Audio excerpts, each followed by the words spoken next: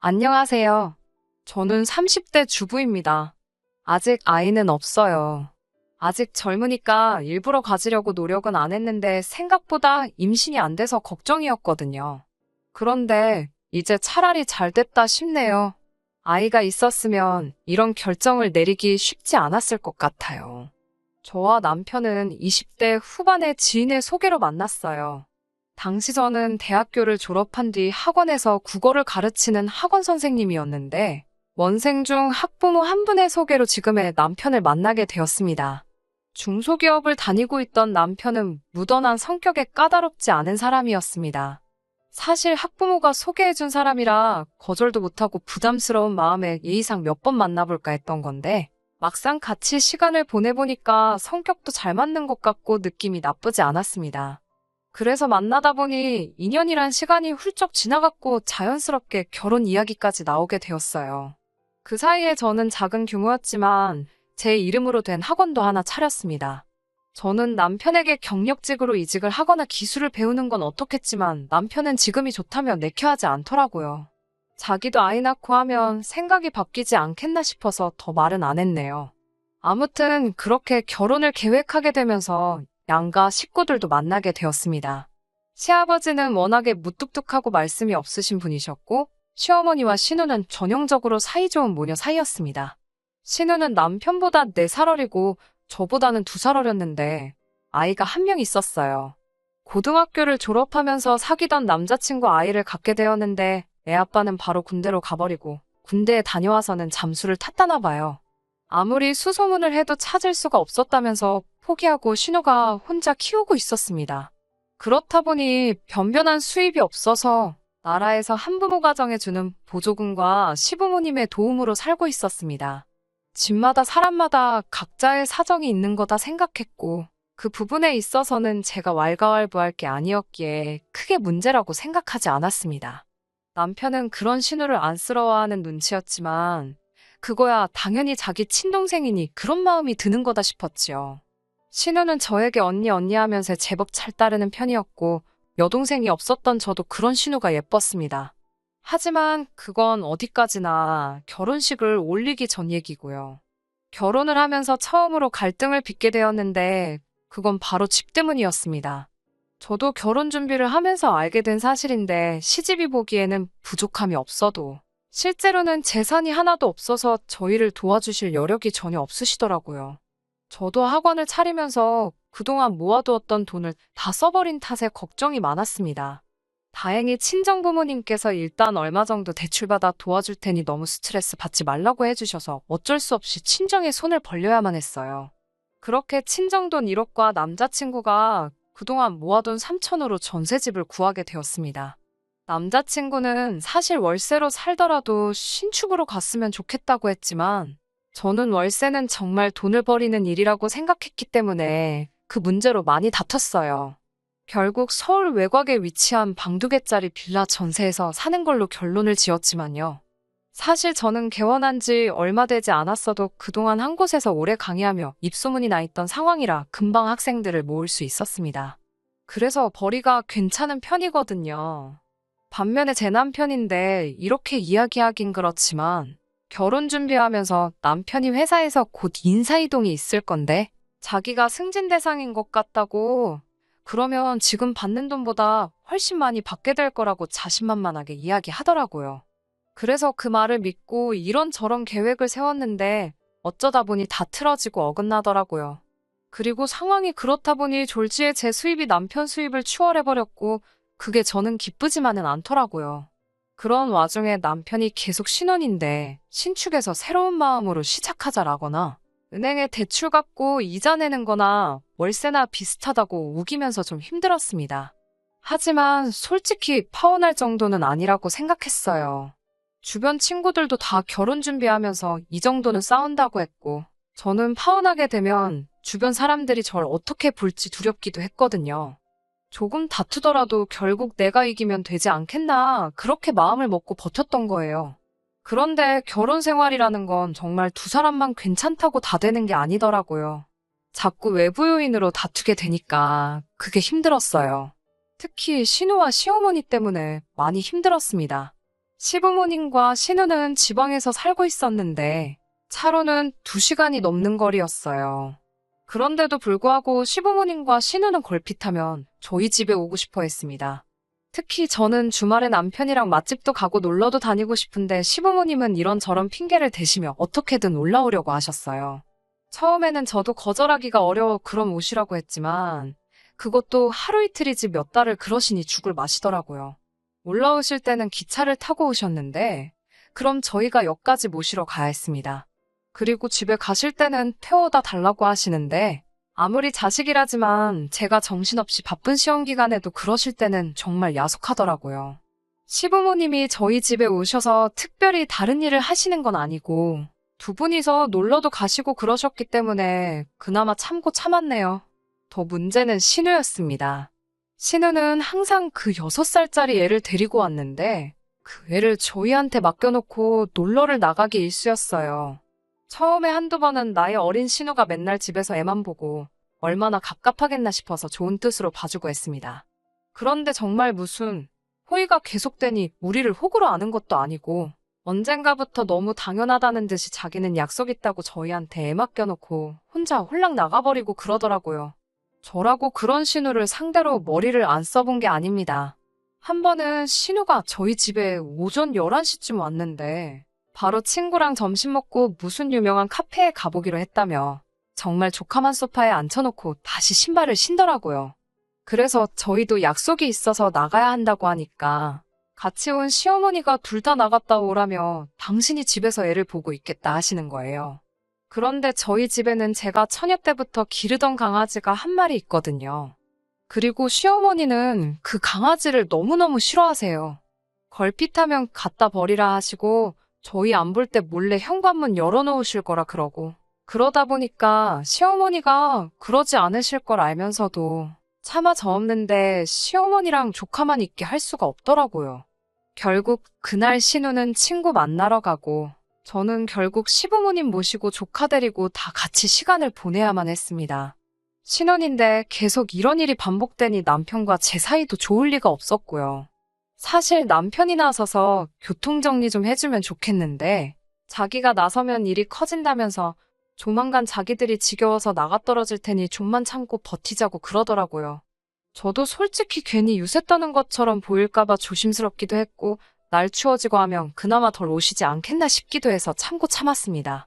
그러다 결국 이 사단이 나버렸나 싶습니다. 진작에 신우를 못 오게 했으면 제 가정도 멀쩡했을까 싶은 생각도 들어요. 신우가 언젠가부터 아침 일찍 나가서 밤늦게 들어오거나 심지어 이튿날이 돼서 들어오기 시작했습니다.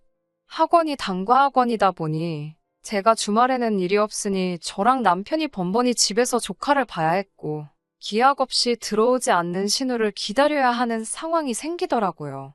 연락을 해도 지금은 전화를 받을 수 없습니다 같은 메시지만 달랑 오고 저로서는 걱정도 되고 화도 나고 갑갑하더라고요. 그래서 몇 번이고 남편한테 신우한테 연락 좀 하라고 그리고 이럴 거면 제발 못 오게 하라고 화를 냈어요. 남편은 그러면 또 알겠다고 대답은 잘하는데 실제로 달라진 건 없었습니다. 그리고 결국 신우가 며칠이 지나도록 안 들어오는 일이 발생했어요. 시부모님은 주말이 끝나기가 무섭게 당신들 집으로 돌아가신다 하시기에 일단 손녀딸도 데리고 가시라 하니 노인네 둘이서 애를 어떻게 보냐면서 신우 들어올 테니 저희더러 데리고 있으라고 하셨습니다. 제가 저나 남편이나 다 출근해야 하는데 어떻게 애를 데리고 있냐고 하자 시어머니는 그거야 젊은 사람들이 알아서 해야 하지 않겠냐고 그러시는 거예요. 제가 신우 걱정도 안 되시냐고 신우는 연락도 안 되고 어쩌면 좋냐고 하니 다 큰애가 뭐가 걱정이냐 하시는데 뭔가 쎄한 느낌이 들었어요. 왠지 나 빼고 온 가족이 다 걱정이 없는 느낌이랄까요. 결국 얼떨결에 조카를 봐주게 되었는데 애랑 강아지만 집에 두고 도저히 출근을 할 수가 없었습니다. 남편은 6살이면 다 큰 거라고 그냥 두고 가라는데 그러다 무슨 일이라도 생기면 그 원망을 내가 어떻게 다 감당하나 싶어서 어쩔 수 없이 학원에 데리고 갔습니다. 그래도 다행히 제가 혼자 하는 학원이고 학생들도 어린 조카를 귀여워해 주었지만 언제까지 이럴 수도 없는 노릇이었어요. 학부모들이 그 사실을 알고 혹시 수업에 지장이라도 있을 거라 생각하면 학원 평판에도 문제가 생길 테니까요. 결국 신우가 돌아오지 않은 지도 사흘 정도 지났을 무렵 제가 남편한테 신우가 어딨는지 정말 모르냐고 하니까 자긴 모른다고 딱 잡아떼길래 그럼 경찰에 실종신고부터 하자고 하니까 경찰서에 가봤자 한두 살 먹은 애도 아니고 그냥 가출신고로 접수나 될 거라면서 저보고 제발 일 복잡하게 만들지 말고 좀만 기다리라고 그러더군요. 알아보니까 저 혼자서는 자격미달로 신고도 할 수 없었고요. 그나마 다행인 건 학원 방학이 다가오고 있었기에 저는 혼자서 신우를 찾아내기로 마음을 먹었습니다. 다가오는 추석에 시부모님 선물이라도 하나 해드릴까 하여 모으던 돈이 있었거든요. 그런데 신우가 이 지경을 만들어놨는데도 손 놓고 계시는 게 너무 야속하고 미워서 저는 그 돈을 신우 찾는데 쓰기로 했습니다. 그리고는 심부름 센터에 가서 신우를 찾아달라고 했어요. 그리고 정말 걱정한 게 우스울 만큼 하루도 걸리지 않아서 신우를 찾아내더라고요. 신우는 저희 집에서도 멀지 않은 곳에서 머무르고 있었습니다. 찾아준 사람들 말에 의하면 남자랑 같이 있는 것 같다는데 황당하고 괘씸하더라고요. 아무리 남자가 좋아도 그렇지 어떻게 엄마란 사람이 애를 다른 사람 손에 맡기고 그러고 다닐 수가 있지 싶은 거예요. 저는 남편에게 당장 이 소식을 알려야만 했습니다. 그런데 정작 남편은 제 이야기를 듣고도 그다지 크게 놀라는 기색이 없었어요. 설마 알고 있었어? 라고 물으니 뭐 동생 일이니까 오빠가 그 정도는 알고 있었지라면서 말끝을 흐리는 거예요. 그래서 제가 어이가 없어서 어떻게 그런데 나한테는 한마디 말도 안 할 수가 있어? 라고 물었습니다. 그러자 말했으면 당신이 가만히 있었겠냐고 오히려 되묻더라고요. 그래도 이렇게 막무가내로 나한테 애까지 맡겨놓고 그러는 건 아니지 않냐니까. 너가 출근하는 것도 아니잖아. 이러는 거예요. 그래서 뭐라고? 나도 일하거든. 나는 출근 정도가 아니고 내 사업장 대표라고. 소리를 치니까 남편이 그거 혼자 애들 좀 가르치는 걸로 너무 어깨 힘주는 거 아니야?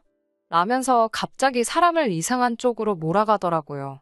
저는 신우를 가지고 남편이랑 말 섞어서 좋을 게 없겠다 싶어서 시부모님께 전화를 드렸습니다. 시부모님께 지금 어떤 상황인지 전화를 드리니 시어머니는 오히려 저에게 너는 어떻게 신우 뒷조사를 할 수 있냐면서 그건 신우를 모욕하는 일이라고 참 경우가 없다면서 혀를 차시더라고요. 그 말 수 없던 시아버지도 사람마다 각자 사정이 있는 건데 윗사람으로서 좀 기다려줬으면 좋겠지 않겠냐고 되물으시고요.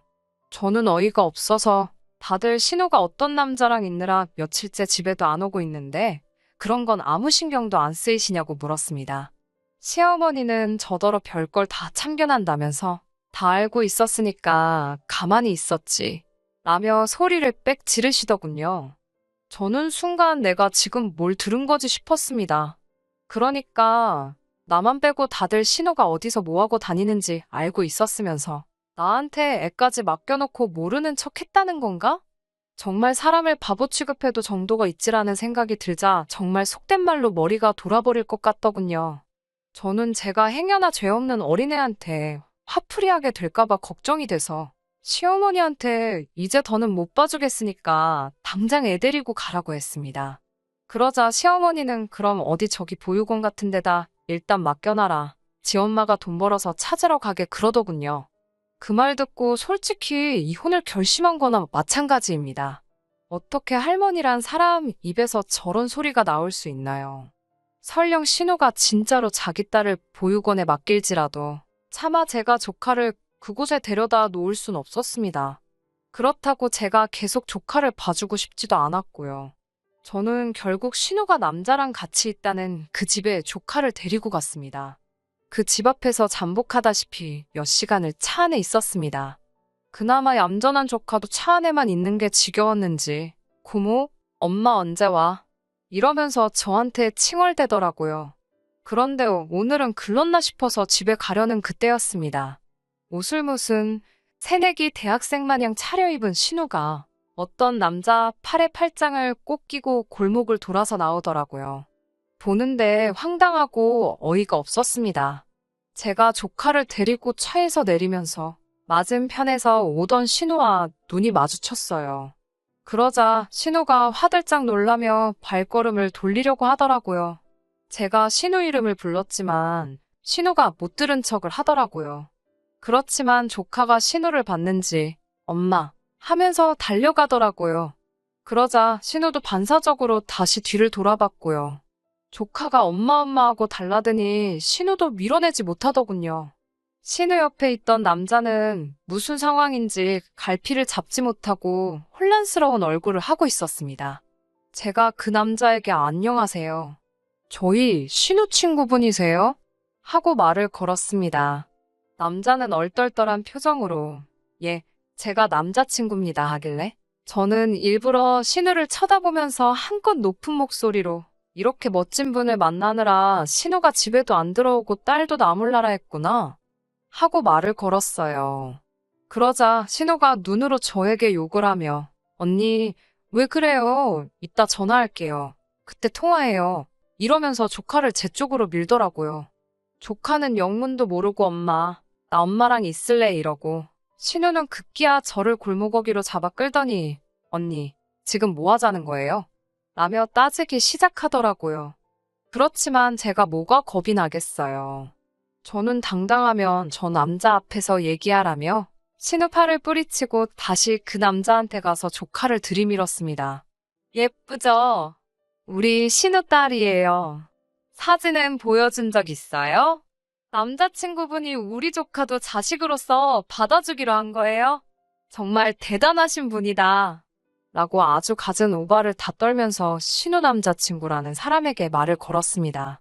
그러자 신우가 진짜 왜 그러냐고 소리치면서 닭똥 같은 눈물을 흘리더군요. 남자가 잠깐 아무 말도 없더니 신우한테 너 결혼했었어? 이러는 거예요. 신우가 결혼한 건 아닌데 라면서 말끝을 흐리니까 남자가 다시 그럼 얘는 네 딸은 맞는 거야? 이러더라고요. 그러니까 신우가 내 딸 맞다고 미리 말 못해서 미안하다 사과를 하고 있으니 남자가 신우한테 진짜 어이없다며 비웃음을 날리더니 너 진짜 인생 그렇게 살지 말라고 뭐라 하더라고요. 어떻게 엄마라는 여자가 애도 숨기면서 남자를 만나냐고. 너 같은 여자는 트럭으로 줘도 싫다면서 남자가 아주 질색을 하고 떠나더라고요. 신우는 당장이라도 제 뺨을 칠 기세로 씩씩거리면서 내가 널 가만둘 것 같냐고 하길래 너야말로 내가 널 이쯤에서 가만둘 것 같냐고 받아쳤습니다. 그 길로 신우 품에 조카 줘버리고 집에 오니 벌써 남편은 신우한테 들었는지 아주 얼굴이 벌개져서 벼르고 있었다는 표정이더라고요. 하지만 저도 이미 이 식구들이 다 저를 바보등신으로 만들었다는 걸 알았기 때문에 일단 가족관계에 아무런 미련도 없었거든요. 그래서 그런 남편을 보고는 뭐 열받아 아주 웃기고 앉아있네 한마디 해주고선 남편 짐을 챙기기 시작했습니다. 이윽고 시모한테도 전화가 와서는 네가 기어이 우리 딸 혼삭기를 다 막았다면서? 라고 대뜸 성질부터 부리더니 너 때문에 우리 딸 인생 망쳤다고 저보고 보상하라고 악을 쓰더라고요. 알고 보니까 그 남자가 의대를 졸업하고 서울 모 병원에서 레지던트 하면서 자취를 하고 있었나 봐요. 그러다 술자리에서 신우랑 알게 됐는데 신우가 팔자 좀 고쳐보겠다고 그날 어떻게 하루를 같이 보냈던 걸 빌미로 아주 사귀자고 들이대다가 어떻게 잘 풀렸는지 연애까지로 발전했던 사이랍니다. 그런데 제 덕에 산통을 깼다면서 다들 제 탓만 하더라고요. 진짜 뭐 이런 집구석이 다 있나 싶어서 남편한테 그냥 이혼하자고 했어요. 가전제품이랑 가구 대부분 다 저랑 남편이 각자 자취하면서 쓰던 거 그대로 들고 왔었고 전세 자금으로 들어간 1억 3천이 전부였는데 그중 남편 몫은 3천 정도였으니 그건 제가 지금 당장이라도 줄 수 있다고. 그러니까 이혼하자고 그랬습니다. 남편은 자기가 왜 이혼을 하냐? 그리고 왜 내 몫이 3천밖에 안 되냐고 따져묻더라고요. 여태까지 자기가 벌어다 준 돈이 얼만지는 아냐면서요. 네 벌이야 뻔하지 않냐. 그놈의 승진은 대체 언제 된다는 거냐. 아주 대판 싸웠어요. 이 집에 들어간 돈 3천이 전부고 네가 번 돈 가지고 생활비도 겨우 한다고요. 결국 그 문제로 며칠을 서로 씨름을 하다 제가 변호사를 선임해버렸습니다. 변호사 말로는 지금 이혼의 귀책 사유가 남편을 비롯한 시댁에 있기 때문에 어차피 소송으로 가도 제가 이길 확률이 높으니까 걱정 말고 진행하자 하더군요. 지금은 그래서 소송 중입니다만 별 걱정도 안 되고 솔직히 홀가분하기까지 합니다.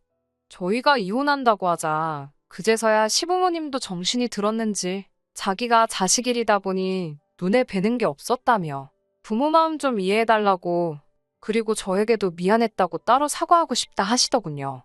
하지만 한 번 속지 두 번 속을 수 있나요? 저는 괜찮다고 그냥 이대로 다시는 서로 안 마주치면 좋겠다고 선을 그었습니다. 그 이후에 제 귀에 들려온 바로는 신우는 그 남자한테 차인 건 물론이고 남자가 어디 인터넷 유명한 곳의 사연으로 제보까지 해가지고 정말 동네 망신을 당한 것 같더라고요. 솔직히 저는 지금이라도 신우가 마음 고쳐먹고 성실히 애 키우면 살면 좋겠습니다. 그럼 누가 아나요? 정말 그런 신우를 품어줄 좋은 남자가 나타날 수도 있잖아요. 그리고 남편은 맨날 혼자 김칫국 마시며 승진 타령해대더니 결국 귀향이나 다름없는 지방 발령받고 고향도 아닌 지방으로 쫓겨나듯 내려가게 되었습니다. 저더러 같이 가자고 거기 가면 시부모도 없고 신우도 없고 오롯이 우리 단둘이서 아무 방해 없이 처음부터 다시 시작하자는데 그 면상에다 물 한 잔 끼얹을까 하다 인생이 불쌍해서 봐줬네요. 저요? 저는 요즘 학생들을 위한 수능 교재를 만들고 있습니다. 얼마 전에는 교육방송에서 같이 일해보지 않겠냐고 연락도 왔고요. 혼자가 되면서 쓸데없는 곳에 정신과 시간을 뺏기지 않으니까 일의 효율성도 늘고 돈도 잘 모이고 너무 좋아요. 이혼이라는 결정을 내리게 된 것에 한 점 후회가 없습니다. 한동안은 일에만 몰두하며 살아보려고 해요. 끝까지 들어주셔서 감사합니다. 오늘의 사연은 여기까지입니다. 구독과 좋아요, 알람 설정 부탁드리고 더 좋은 사연으로 다시 찾아뵙겠습니다. 감사합니다.